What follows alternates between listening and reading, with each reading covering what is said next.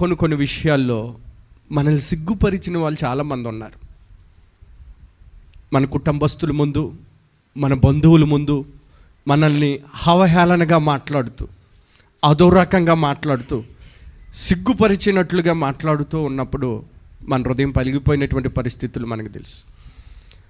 వీధిలో వాళ్ళందరూ చూస్తుండగా, మనం బాగా ప్రేమించే మన స్నేహితులే, మనకు తెలిసిన వారే అదో రకంగా మాట్లాడుతున్నప్పుడు సిగ్గుపడినటువంటి పరిస్థితులు మనకు తెలుసు.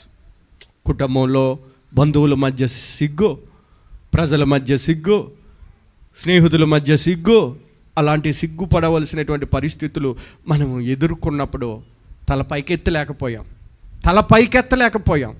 వారు అంటున్నటువంటి మాటలు, వారు తిడుతున్న తిట్టులు, వారు అంటున్నటువంటి ఆ భయానికమైనటువంటి మాటలు మనల్ని తల పైకెత్తకుండా చేసినాయి, సిగ్గుతో తల ఉంచుకునేటట్లుగా చేసింది.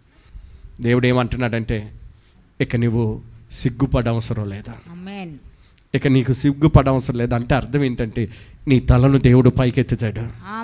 ఎక్కడైతే తల దించుకున్నావో, ఏ చోటనైతే తల దించుకున్నావో, ఏ బంధువుల మధ్యలో తల దించుకున్నావో, ఏ స్నేహితుల మధ్య తల దించుకున్నావో, ఏ ప్రదేశంలో నువ్వు తల దించుకున్నావు, అంతగా దేవుడు తల పైకెత్తుతాడు.